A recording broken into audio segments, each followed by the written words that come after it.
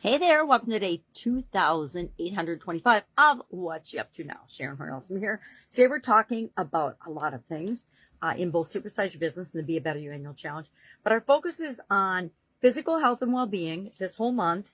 And I didn't talk about it, but we need to come up with an area or a goal that we want to achieve by the end of the year with respect to our physical health and well-being, both personally and in Supersize Your Business, because we're going to hop into our ideas process tomorrow.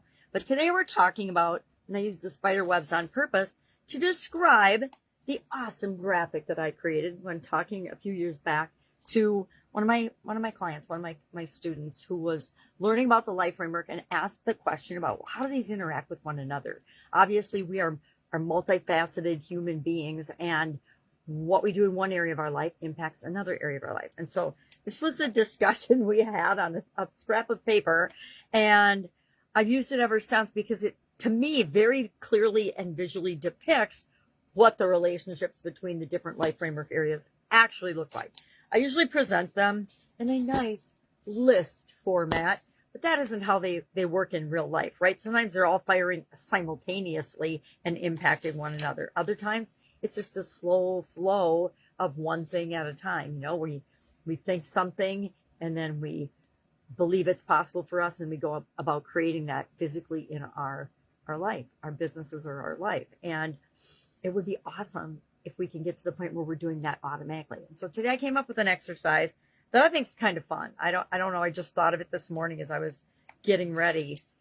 I'm like, well, what would be a powerful tool to have that would help us to think about and go from negative to positive when it comes to the interaction between these different areas and aspects of our life? So I gave an example of mental and physical connection and coming up with a positive word and a negative word. And then I did for Be a Better You Annual Challenge. And then I gave an example of the contribution and physical connection. What would be a positive and negative word that we could have?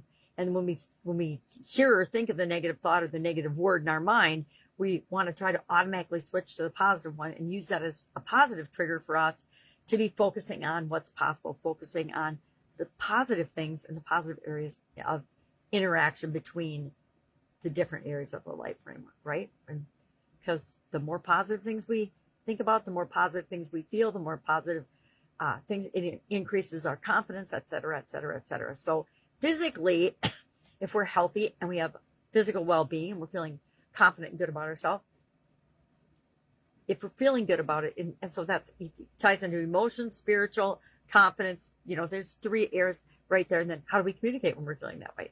So I think it's a fun challenge today. I, of course, have not done it yet, but I will think about it as I go about my day. Okay, physical and mental, right? What is a positive and a negative word? Physical and emotional, what's a positive and a negative word?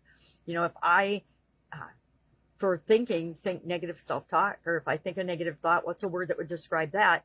And then how do I flip that to possibility or positive thinking or infinity or whatever word triggers me to go from that negative doubt, worry, fear, emotion to a positive doubt, worry, not doubt, opposite of that, right? Possibility emotion. And so then, see, I just switched from mental to emotional, and it all comes together. And that's why it's hard, but I think it's kind of a fun challenge to say, okay, what's one word? So then now I've got a list of 18 words. I could put that on my desk, and I could pay or on my refrigerator or by my bed or wherever I walk or on my bathroom mirror, and notice that if my confidence is low because I'm thinking, we do everything we do is thinking. So this is hard to separate. If I'm experiencing low confidence physically, is it because I'm feeling, maybe I've gained 10 pounds. I gained 10 pounds and that negatively impacts my confidence. So, it can be whatever works for you. Maybe fatso would be my negative one, and my positive one would be ideal or something, because I don't want to be a fatso and I do want to be at my ideal healthy weight for me, etc. That is not a great example, but I think you understand where I'm going with this. Starting tomorrow, we are popping into our ideas process, and I forgot to talk about it today, but I'm going to mention it here. We need to come up with a physical health and well-being goal that we want to achieve by the end of the year. We're going to apply the ideas process to it to make sure that we achieve that by the end of this year.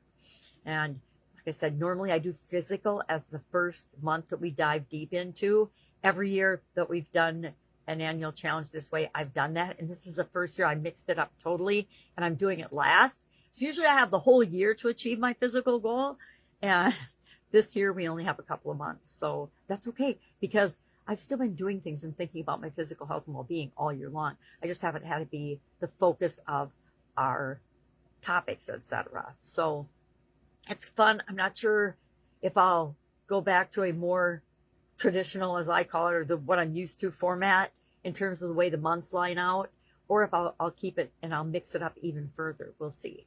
I don't know. Maybe physical will be in the middle next year. I don't have next year's challenge mapped out yet. Any ideas? Please share. All right, that's all I've got today. If I can help you in any way, please just ask. We're getting a new roof, so I probably will not be home, but I can still help. All right, have an awesome day, and I'll, of course, see you tomorrow.